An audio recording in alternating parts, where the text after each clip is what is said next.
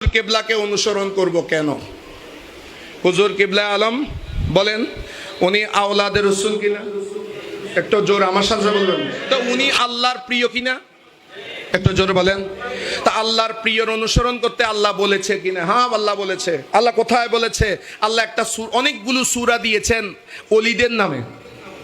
আজকে আল্লাহর ওলিদের আলোচনা করছি না, আল্লাহর ওলিদের আলোচনা করেন স্বয়ং কে? একটু জোর বলেন। তাহলে ওলিদের আলোচনা সুন্নত কার?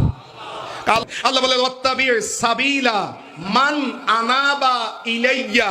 সাবিলা মান, সাবিলা মান, তার রাস্তাকে অনুসরণ করো। সুবহানাল্লাহ বলেন না। রাস্তা মানে কি? রাস্তাকে তরিকতের ভাষা বলে সিলসিলা। কি বলে? আবার বলেন। তরিকত মানে কি? রাস্তা। তরিকত মানে কি? রাস্তা। যেই তরিকতের মাধ্যমে আপনি সিরাতুল মুস্তাকিমের মধ্যে থাকবেন। যদি এই সবিল থেকে আপনি দূরে যান, শয়তান আপনাকে খেয়ে ফেলবে। ওই রাস্তাটা অনুসরণ করো। কার? মান আনাবা তাকাররাবা ইলাইয়া, যে আমি আল্লাহর নৈকট্য অর্জন করেছে। ওলি শব্দের আসল অর্থ হচ্ছে আল্লাহর কাছে দিয়ে বসা। ওলির আসল অর্থ কুরবত হাসিল করা। এখন আমাদের হুজুরের কুরবতে কে আছেন? খেয়েছেন। হ্যাঁ, আল্লাহর ওলিরা রিয়াজত করতে করতে আল্লাহর কাছে চলে যায়। যখন কাছে যায় তখন আল্লাহর পাওয়ার বন্দার কাছে এসে যায়, সেই জন্য তাকে ওলি বলে। ওলি কাকে বলে? ওলি তাকে বলে যে দিতে পারে। ওলির এক অর্থ হচ্ছে নাসির, যিনি দিতে পারেন তিনি ওলি। উনি দিতে পারেন না, আল্লাহ দেয় আর কেউ। তো উনি দিতে না পারলে উনি ওলিও না।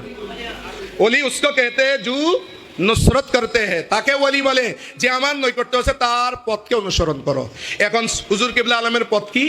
হুজুর কিবলা আলমের মিশন জানতে হলে যেমন আজকে মজমুয়া সালাওয়াত রাসূলের ব্যবস্থা করুন, এটা হুজুর কিবলা একটা তরিকা, এটা অনুসরণ করো। গৌসিয়া কমিটি দিয়েছেন, তাকে অনুসরণ করো। খতমে গৌসিয়া দিয়েছেন, অনুসরণ করো। বলে দিয়েছেন সবক দেওয়ার সময় ও কাম করে জিসসে আল্লাহ ওয়া রাসূল রাজি হো, ওই কামটাই করবেন যেখানে আল্লাহ এবং রাসূল কি থাকবে। আপনার কদম দেওয়ার সময় আপনি চিন্তা করবেন এখানে আল্লাহ রাসূল রাজি আছে কিনা, আল্লাহ রাসূল রাজি আছে কিনা। যদি বলেন না, কোন সুদী ব্যক্তিকে কেউ যদি বলে উনি নবীর মতো, আল্লাহ নবীর মতো বাছাই করছে, নবী খুশি আছেনি? বলেন না, নবী খুশি আছে? আরেকজনে বলতেছে জান্নাত বন্টন শুরু হবে সাতক্ষীরা থেকে।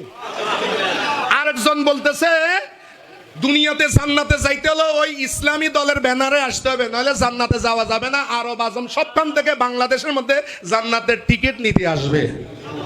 এগুলোতে আল্লাহ রাজি আছে? তো ওইটা হচ্ছে ভিন্ন রাস্তা।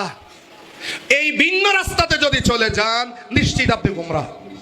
সেই জন্য আল্লামা সৈয়দ মোহাম্মদ তৈয়ব শাহকে অনুসরণ করতে হবে। আপনি সেখান থেকে নড়ে যান, তখন শয়তান আছে, শয়তান ধরবে। কাকে ধরবে? নাহিয়া, নাহিয়ার মধ্যে যে চলে যাবে। পাসিয়া, সে এক পাশে চলে যাবে। সাজা দলছুট হয়ে যাবে, তাকে ধরে ফেলবে শয়তানে। এখন শয়তান থেকে বাঁচার জন্যই হুজুর কিবলা আলম 1986 সালে এই গৌসিয়া কমিটি বাংলাদেশ দিয়েছেন। অতএব যারা এখনো গৌসিয়া কমিটিতে আপনারা কি হন নেই, শরীক হন নেই, গৌসিয়া কমিটির সাথে লেগে যাবেন। তাহলে গৌসিয়া কমিটির সম্পর্ক থাকবে জামিয়ার সাথে, জামিয়ার সাথে সম্পর্ক হুজুর কিবলার সাথে, হুজুর কিবলার সাথে সম্পর্ক গৌসে পাকের সাথে, গৌসে পাকের সাথে সম্পর্ক রাসূলুল্লাহর সাথে, আর রাসূলুল্লাহর সাথে সরাসরি সম্পর্ক আল্লাহর সাথে। ওই সিলসিলার মধ্যে আপনারা থাকবেন। যদি জামি ওই গৌসিয়া কমিটির সদস্য হয়ে যান, দলছুট হবেন না। দলছুট হলে শয়তান খেয়ে ফেলবে।